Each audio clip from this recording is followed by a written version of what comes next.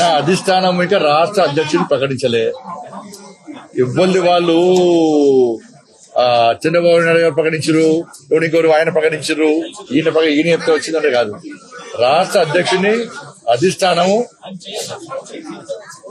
అందరికి నామినేషన్ చేస్తారు. నామినేషన్ ఎవరిని అధ్యక్షుడు ఉన్నారో అధిష్టానం నిర్ణయిస్తుంది. అందరు అభిప్రాయాలు తీసుకొని అధిష్టానం నిర్ణయిస్తుంది. అధిష్టానం తీసుకునే అందరు కట్టుబడి ఉంటాం.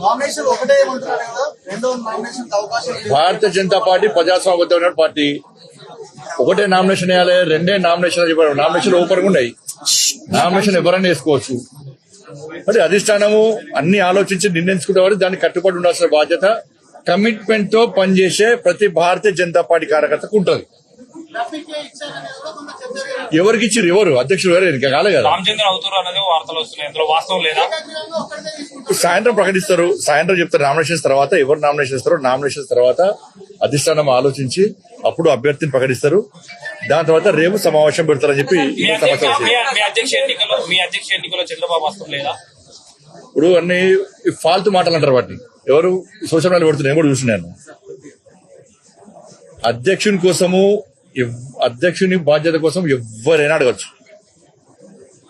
అడగడంలో ఎలాంటి తప్పు లేదు. వాళ్ళకు రావాలని కోరుకోవడంలో కూడా ఎలాంటి తప్పు లేదు. దాన్ని ఎవ్వరు తప్పు పట్టరు. ఎవరి వాళ్ళకి ఆలోచన రావాలని కోరుకోవడం తప్పేం లేదు. కానీ చివరికి ఏమవుతుంది? చివరకు అధిష్టానం నిర్ణయించిన వ్యక్తికి, అధిష్టానం ఆలోచించిన వ్యక్తికి, ఎందుకంటే అధిష్టానం అన్ని ఆలోచిస్తుంది, దేని ద్వారా పార్టీకి లబ్ధి పడుతుంది. అట్లా ఒక అభ్యర్థిని ప్రకటించిన మాత్రాన మీటోళ్ళు డమ్మి, మీటోళ్ళతో ఏం కాదు. ఎవరితో ఏ పని అవుతుంది, ఎవరికి ఏ బాధ్యత తప్ప చెప్పాలనో అధిష్టానం నిర్ణయిస్తుంది. ఈ భారతీయ జనతా పార్టీలో ఈ మధ్య కొత్తగా స్టార్ట్ అయింది. నాకు ఈ మధ్య కొత్తగా స్టార్ట్ అయింది ఈ సోషల్ మీడియాలో ఉల్టా పోస్ట్ పెట్టి చూడు. లేకుంటే వేరే పార్టీలు చేస్తుంటారు అందరూ. చంద్రబాబు నాయుడు గారు లేకుంటే ఇంకో నాయకుడు చెప్తే అధ్యక్షుని పెట్టేటటువంటి పార్టీ భారతీయ జనతా పార్టీ కాదు. భారతీయ జనతా పార్టీ దేశంలో అధికారంలో పార్టీ, అనేక రాష్ట్రాల్లో అధికారంలో పార్టీ, ప్రపంచంలో అత్యధిక సభ్యత్వం ఉన్న పార్టీ భారతీయ జనతా పార్టీ. నమ్మిన సిద్ధాంతం కోసం పనిచేసే కట్టర్ కార్యకర్తల పార్టీ భారతీయ జనతా పార్టీ. కాబట్టి అధిష్టానం అన్ని చూస్తున్నది. ఎవరైతే పార్టీకి వ్యతిరేకంగా వ్యవహరిస్తారో, ఎవరైనా ఇప్పుడు పెట్టలే సోషల్ మీడియా ద్వారా గాని ఇతరత్ర వాళ్ళకున్న మీడియా సాధనాల ద్వారా గాని పార్టీకి వ్యతిరేకంగా, పార్టీ అధిష్టానం నిర్ణయించిన అభ్యర్థికి వ్యతిరేకంగా ఎక్కడ ఏం చేసినా కూడా పార్టీ చాలా సీరియస్ గా వ్యవహరిస్తుంది. బండి సంజయ్ ఉంటేనే పార్టీ, బండి సంజయ్ లేకుంటే పార్టీ లేదంటే మూర్ఖత్వం అవుతుంది. ఎవరు లేకుండా పార్టీ నడుస్తుంది.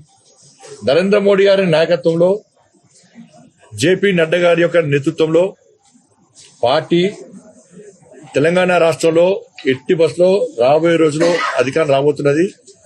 కట్టర్ కార్యకర్తలందరూ కూడా పార్టీ అధిష్టాన నిర్ణయానికి కట్టుబడి ఉంటారు. వీళ్ళు డమ్మి, వాళ్ళు డమ్మి, వీళ్ళు డమ్మి అని చెప్తే ఎవడో పెట్టినంత మాత్రాన ఇవాళ చూస్తున్నాను. ఎవరు బీఆర్ఎస్ వాళ్ళు పెట్టారు.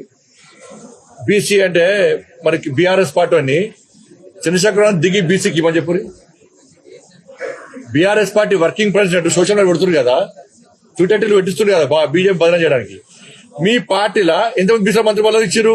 బీసీలు లేకుండా ఇచ్చారు. మీరు దళితులు ముఖ్యమంత్రి చేస్తాను, మీ అయ్యా సిగ్గు లేకుండా ముక్కు నరుకుంటా, మూతి నరుకుంటా, తల నరుకుంటా, ఇది నరుకుంటా, కింద మీద నరుకుంటా అన్నాడు. ఏమైంది మరి? దళితులు ముఖ్యమంత్రి ఎదిగా చెప్పరాదు. మీ పార్టీ అధ్యక్షుడు బీసీ ఎదిగిస్తలేరు.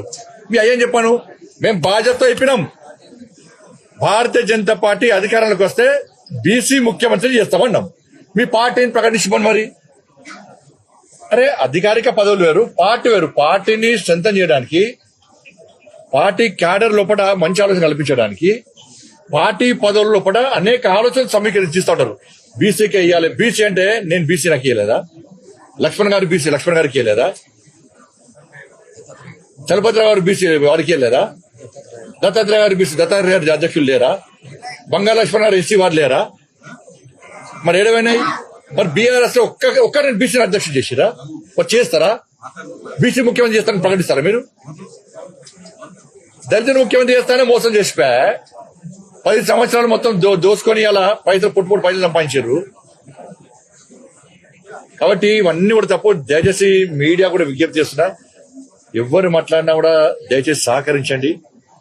భారతీయ జనతా పార్టీ క్రమశిక్షణతో పనిచేసేటువంటి పార్టీ. అటువంటి పార్టీలో ఇలాంటివి రావడం మంచి పద్ధతి కాదు, మంచి పరిణామాలు కావు కూడా. అధిష్టానం చాలా సీరియస్ గా దృష్టి సారించింది. ఎవరైనా కూడా నేను మాట్లాడినా, మీరు మాట్లాడినా, ఎవరు మాట్లాడినా కూడా అది తప్పు అంటున్నా. ఎవరు మాట్లాడి ఇప్పటివరకు మాట్లాడదని మాత్రమే కోరుకుంటున్నాను. ధన్యవాదాలు.